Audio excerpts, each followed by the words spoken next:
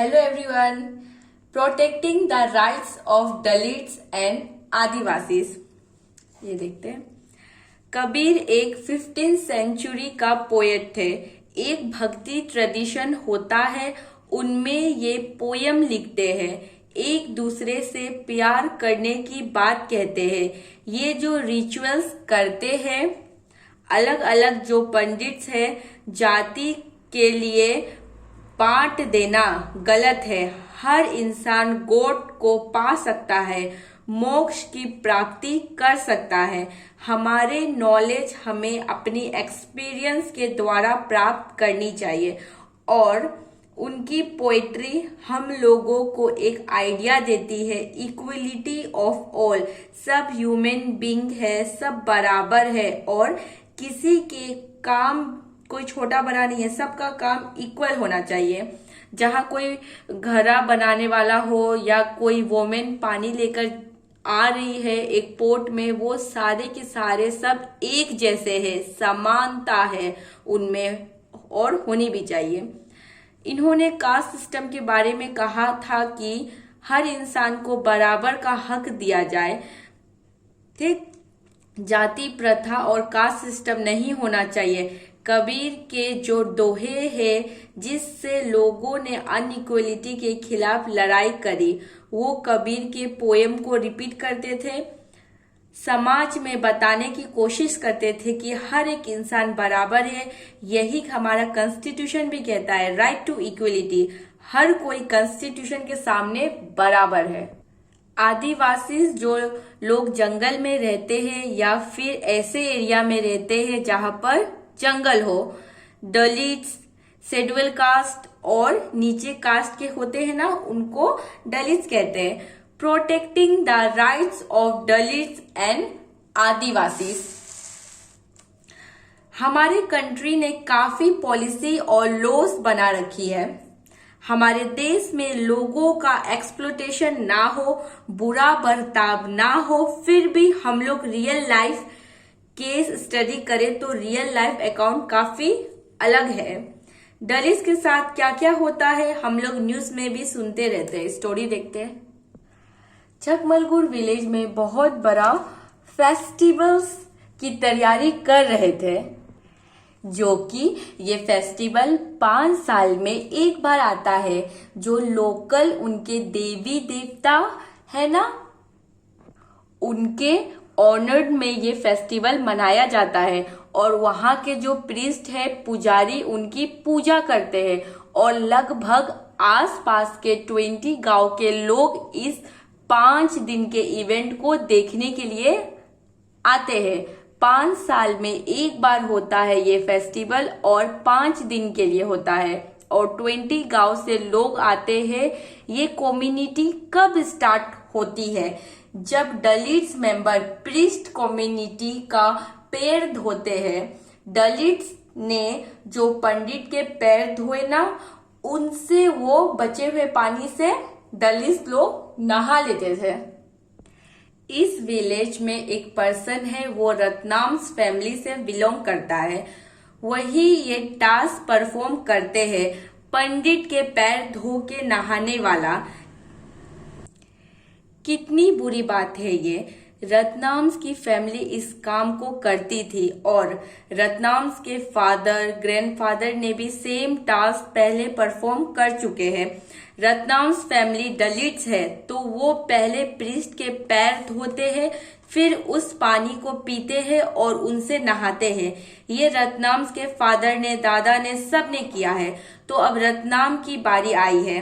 तो दलित्स को कभी टेम्पल में जाने नहीं दिया जाता था और ये रिचुअल्स परफॉर्म होता है ना, इसमें परफॉर्म किया जाता है पंडित्स के पैर धो के पीना, नहाना। ये सब से दलित्स का बहुत सम्मान हो रहा है इस चीज से। किसी के पैर के धोए हुए पानी से नहाकर उनको पी रहे हैं, इससे दलित का सम्मान के नाम पे बोला जाता है उनको।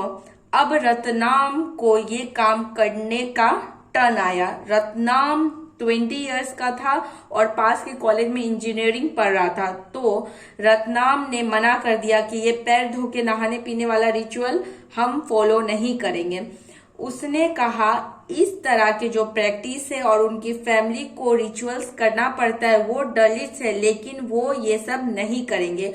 और जब रत्नाम ने इस चीज को करने से मना कर दिया, जो पावरफुल कास्ट थी ना गांव की, ऊंचे कास्ट वाले और बाकी सारे और भी कम्युनिटीज वाले और खुद के कम्युनिटीज वाले भी रत्नाम से गुस्सा हो गए। पावरफुल कम्युनिटी काफी शॉक में रह गई कि इतना कम उम्र का लड़का को इतना हिम्मत कैसे आया। हमारे जो रिचुअल चले आ रहे हैं उनसे रत्नाम ने मना कर दिया उस चीज को। गांव के लोग कह रहे हैं रत्नाम पढ़ लिख लिया है इसलिए खुद को हमारे बराबर समझ रहा है, तो रत्नाम ने ये रिचुअल करने से मना कर दिया। इससे अपर कास्ट के लोग और खुद के कम्युनिटीज के लोग उससे नाराज हो गए। मतलब दलित कम्युनिटी डरने लगी कि अब पावरफुल कास्ट हमारे साथ क्या करेगी। ऊंचे कास्ट के वहां एज ए लेबर काम करते थे, उन्होंने अब सोचा अब कहीं वो हमें काम से ना निकाल दे, हमारे पास तो पैसे भी नहीं है, इसलिए वो अपर कास्ट के वहां क्या करते थे, लेबर का काम करते थे। लेकिन अब दलित कम्युनिटी डरने लगी कि रत्नाम ने रिचुअल्स करने से मना कर दिया, इसके वजह से कोई अपर कास्ट वाले हमें जॉब से ना निकाल दे, हमारा क्या होगा, हम कैसे सरवाइव करेंगे, ये भी कहने लगे। जो लोकल देवता है ना वो नाराज हो जाएंगे अगर दलित कम्युनिटी उनके पैर नहीं धोएंगे तो, मीन्स पंडित के। रत्नाम ने कहा जो ये भगवान है वो हमसे नाराज कैसे हो सकते हैं, आज तक एक भी दलित इस मंदिर में गया ही नहीं, तो ये हमसे नाराज कैसे होंगे। जितना भी पावरफुल क्लास के लोग हैं उन्होंने डिसीजन लिया कि अब हम रत्नाम को सबक सिखाएंगे। उनकी फैमिली को ही बॉयकॉट कर दिया। कोई भी रत्नाम की फैमिली से अब बात नहीं करता है, कोई भी फंक्शन में नहीं बुलाएंगे और उनके आसपास भी नहीं जाएंगे और उनके फैमिली का कोई भी काम नहीं करेंगे।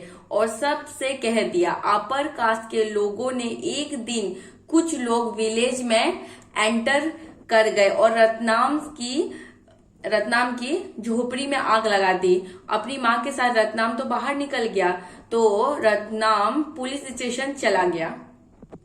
ये हमारा एक्ट है ना, इसके द्वारा 1989 एक्ट के द्वारा, ये देखो अंडरलाइन कर लेना, ठीक। रत्नाम को तो नॉलेज थी, रत्नाम ने केस फाइल कर दिया, हमारा कानून हमें हक देता है। 1989 एक्ट, काफी सारे दलित फैमिली बाहर आने के लिए तैयार नहीं थे, उन्हें डर लगता था। जैसे रत्नाम के घर को जला दिया गया, पूरा बॉयकॉट कर दिया रत्नाम की फैमिली से, तो दूसरे दलित भी डरने लगे कहीं मेरे साथ भी तो ऐसा ना हो जाए, ठीक। रत्नाम को हेल्प करने के लिए कोई नहीं आया। फिर केस जो लोकल मीडिया ने पिकअप कर लिया, काफी सारे जर्नलिस्ट विलेज में आने लगे, लोकल मीडिया वाले आए। जब ये मुद्दा उठा और रत्नाम को एक सिंबल की तरह दिखाया कि ये एक तरह से पूरे दलित कम्युनिटी का लीडर है, एक तरह से फैमिली रिचुअल्स कॉल ऑफ कर दिया। जो फैमिली रिचुअल जो पहले बना गया था वो नहीं मनाया, लेकिन रत्नाम की फैमिली को बाहर जाना पड़ा गांव से, और आज भी उनकी फैमिली को कोई बात नहीं करता है। भले ही उनको केस लड़ने के बाद कुछ हक मिल गया, जो रिचुअल्स चला आ रहा है सदियों से उनको बंद कर दिया गया, पर पैर धोना है दलित को, ये रिचुअल तो अब बंद हो गया है। पर भी किसी ने रत्नाम की फैमिली को एक्सेप्ट नहीं किया और उनकी फैमिली को बॉयकॉट कर दिया और उनको काम देना भी बंद कर दिया और कोई भी उनसे बात नहीं करता था। अब देखेंगे SC ST ये वाला एक्ट जो 1989 वाला, ठीक। रत्नाम ने कानून का सपोर्ट लिया, कंप्लेंट फाइल करी, तो पावरफुल कास्ट जो डोमिनेट कर रही है ना, उनको परेशान कर रही है, उनके खिलाफ आवाज उठाई और यही की सारे डिमांड करने शुरू कर दिए गवर्नमेंट से कि वो ऐसा कानून बनाए जो इल ट्रीटमेंट होता है या परेशान ह्यूमिलेशन किया जाता है दलित्स को, आदिवासी को। ऑलमोस्ट हर रोज उन्हें उनके एक लिए एक्ट बनाया जाए, कानून बनाया जाए। ये सब इल ट्रीटमेंट बिहेवियर सदियों से चला आ रहा है, कई बार वायलेशन का रूप भी ले लेता है। फिर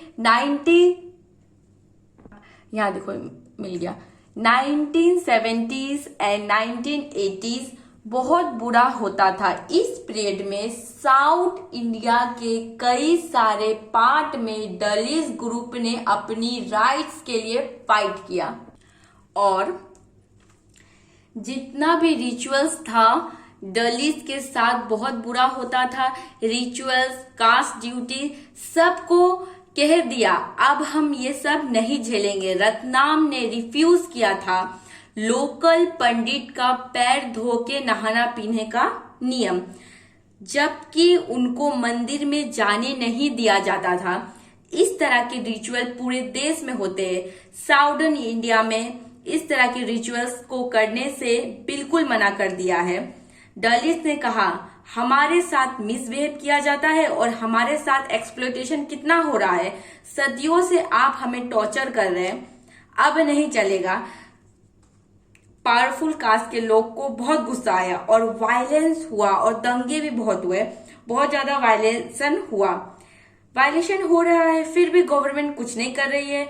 तो काफी सारे आंदोलन हुए, तो ऐसे कानून लेकर आए अगर दलित के साथ कुछ गलत हो रहा है तो उनके साथ जो कर रहा है उनके साथ कार्रवाई की जाएगी, और जो दलित ग्रुप के साथ बुरा जो लोग कर रहे हैं उनके साथ सख्त सजा दी जाएगी, ताकि ये सारी की सारी चीजें आगे ना हो। फिर नेक्स्ट पेज में देखते हैं 1970s और 1980s के टाइम पे आदिवासी ने काफी डिमांड की कि हम लोगों को इक्वल राइट मिलनी चाहिए, हमारी जमीन है, हम लोग को हटाया जा रहा है, जंगल जहां में सदियों से रह रहे हैं उनका रिसोर्स को हम लोग को यूज करने नहीं दिया जा रहा है, हमारे साथ वायलेशन हो रहा है, हमें मारा पीटा जा रहा है, हमारी जमीन से हमें निकाला जा रहा है। ये सब नहीं चलेगा। सरकार ऐसे कानून बनाए जिससे हमें हक मिल सके। इसमें बहुत सारे लिस्ट की कौन कौन सी क्राइम हो सकती है, और कई बार हॉरेबल क्राइम होती है कि आप उनको सोच भी नहीं सकते। इस एक्ट में इस तरीके की चीज लिखी गई है, देख के पढ़ के भी हम सोच भी नहीं सकते हैं कि एक इंसान दूसरे इंसान के साथ कितना बुरा कर सकता है। इस लॉ में पूरा प्रॉपर तरीके से बताया गया है कि क्या क्या कानून है, अगर आप ये ऑफेंस करेंगे तो आपको क्या सजा मिल जाएगी। तो पनिशमेंट पूरी तरीके से डिस्क्राइब किया गया है, और इस कानून के आने के बाद कुछ नंबर में कम हुआ होगा, पर दलित, SC, ST, आदिवासी के पास एक हथियार तो है कि वो जाके कंप्लेन कर सकते हैं, एक्ट कर सकते हैं। हमारे को एक्ट मिला है कि भेदभाव जो करता है, लेवल ऑफ क्राइम को 1 हो गया, मोड ऑफ ह्यूमिलेशन, इंसल्ट करना। तो आप फिजिकली उनको मार पीट रहे हैं या मोरली उनको आप परेशान कर रहे हैं, पनिश करते हैं इस तरह के क्राइम को भी। 1 फिर 2, force A member of A schedule caste और शेड्यूल ट्राइब्स टू ईट और ड्रिंक। जो चीज हम लोग खा नहीं सकते वो शेड्यूल कास्ट और शेड्यूल ट्राइब्स को जबरदस्ती खाने को कहते थे, और जो चीज पी नहीं सकते हैं, ठीक है, ये देखो, जो चीज हम लोग खा पी नहीं सकते, जो उन लोग खुद नहीं खा पी सकते, वो SC ST को खाने को बोलते थे। ऐसी भी बात सामने आई है कि टॉयलेट खाने को बोलते थे, ETC। ये सब अगर आप करेंगे तो आपको सजा होगी। जबरदस्ती कपड़े उतारने को कहा जाता था शेड्यूल ट्राइब्स को, जैसे होता है ना, नंगे करके पूरे गांव में घुमाना, उनकी बॉडी पे कीचड़ लगा देना, ठीक, या मुंह काला करके उनकी डिग्निटी को, इज्जत को पूरी तरह से खत्म कर देना, पूरी गांव में घुमाया जाता था। ये सब नहीं चलेगा।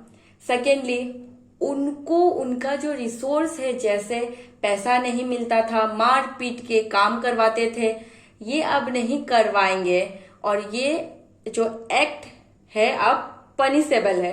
पनिश करेंगे वो सभी लोगों को जो मारपीट के काम करवाते हैं।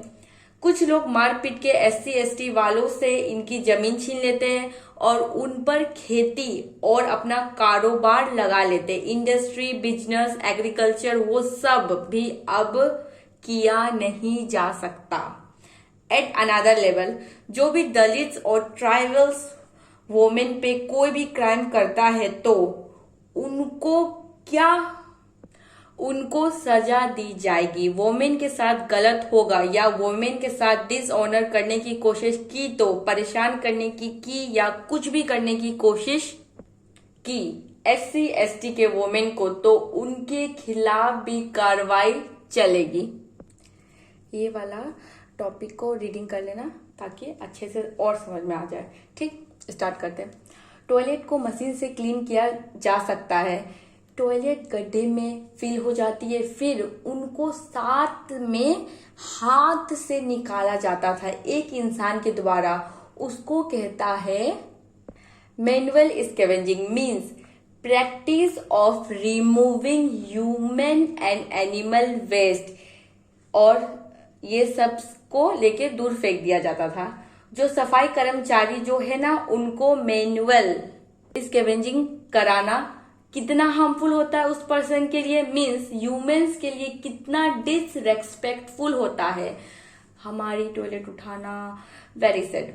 आंध्र प्रदेश में सफाई कर्मचारी आंदोलन हुआ था जिसमें लगभग मैनुअल ये वाले जो है ना लोग 13 lakh person from Dalit communities जो आज भी ये जॉब करते हैं। ऐसे लोग बहुत खराब कंडीशन में काम करते हैं, काफी हेल्थ प्रॉब्लम होती है उसकी, स्किन, आईज, रेस्पिरेटरी सिस्टम, इतने सारे चीज को बहुत ज्यादा हार्मफुल इफेक्ट होता है बॉडी पर। इनको इस काम के लिए एक दिन में 30 से 40 रुपए दिए जाते हैं। ये इससे भी कम देते हैं, 30-40 से भी कम। अनटचेबिलिटी को भी हमारी कॉन्स्टिट्यूशन अबॉलिश किया है। और ये वाले जो मैनुअल स्कैवेंजिंग गुजरात, आंध्र प्रदेश, तमिलनाडु, आज भी इनको अनटचेबल जैसा ट्रीट किया जाता है। ये सब इनसे करवाया जाता है। पिक्चर में दिखा रहा है। In 1993, the government passed the Employment of Manual Scavenging and Construction of Dry Latrines Prohibition Act। ये सब को एक बार अच्छा से सुनो। In 2003, the Safai Karamchari Andolan and 13 other organizations and individuals including 7 ऐसे लोग filed a PIL in the Supreme Court और ऐसा कंप्लेन किया अपना एक्ट। फिर भी आज भी लोग यही काम कर रहे हैं, जैसे रेलवे के पटरी में उठाना, ये भी लोग करते, पर अब तो प्रॉपर बाथरूम बन गई है। कोर्ट ने ऑब्जर्व किया कि मैनुअल स्कैवेंजिंग कई सारे जगह हो रहे हैं। 1993 में मीन्स इंक्रीज हुआ है, जब कानून आया ना तब ये प्रैक्टिस नहीं होगी। ठीक, अब एग्जिस्ट नहीं करनी चाहिए। जहां पर भी हो रहा है इनको खत्म करने की कोशिश करनी चाहिए सरकार को। नेक्स्ट वीडियो में लास्ट टॉपिक को कवर करेंगे। Okay everyone, thank you so much. Hello everyone, Adivasis demands and the 1989 act. Adivasis का लैंड जो सदियों से उनका था, उनको हटा दिया जा रहा है, तो उनको ना हटाया जाए, उनके लिए लड़ाई करी। हम लोगों ने पढ़ा ही है आदिवासीज को किस तरह से उनके लैंड से दूर कर दिया जाता है। एक्टिविस्ट ने कहा आपका लैंड है, आपके लैंड से आपको जबरदस्ती निकाला जा रहा है। जो लोग ऐसा करते हैं उनको सजा मिलनी चाहिए। कि बस एक्ट बनाने से कुछ नहीं होगा। कॉन्स्टिट्यूशन की ये ट्राइबल लैंड है, इनको सेल किया नहीं जा सकता है, ठीक, बेचा नहीं जा सकता है नॉन ट्राइबल ग्रुप को, बस ट्राइबल लोग के बीच में ही खरीदना बेचना हो सकता है। अगर किसी ट्राइबल से नॉन ट्राइबल ने खरीद भी लिया तो ये हक है नॉन ट्राइबल पर्सन ने जो लैंड लिया है उन्हें वापस कर दे। फिर ये देखो, सीके जानू एक्टिविस्ट है, उन्होंने पॉइंट आउट किया कि कॉन्स्टिट्यूशन ने कहा है ट्राइबल्स को उनका लैंड में रहने का हक है, और कौन ये हक छीनता है? कौन? सरकारी ये हक छीनती है ट्राइबल से। नॉन ट्राइबल्स बाहर के लोग जो आदिवासी नहीं है, गवर्नमेंट ही जमीन सेल कर देती है। टिम्बर मर्चेंट्स को, पेड़ काटने वाले को, लकड़ी काटने वाले को, या लोग ट्राइबल लैंड को एक्सप्लोट करते हैं, ट्राइबल को ही निकाल देते हैं, और रिजर्व्ड सेंचुरीज और फॉरेस्ट बना दिया जाता है सरकार के द्वारा कि ट्राइबल इसमें अब नहीं रह सकते हैं।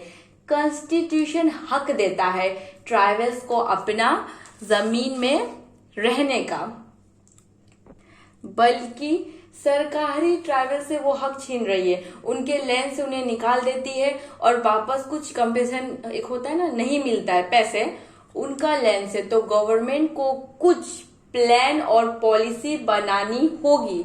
अगर ट्राइबल्स को आप जंगलों से हटा रहे हैं तो कई और तो उनको रहने दो, मीन्स जगह तो गवर्नमेंट काफी लार्ज मनी स्पेंड करती है बिल्डिंग इंडस्ट्री और other project on land taken from tribals के लैंड पर। अगर आप उनके लैंड से प्रॉफिट कमा रहे हैं तो ट्राइबल्स को भी हिस्सा मिलना चाहिए, उनको होमलेस तो मत करो।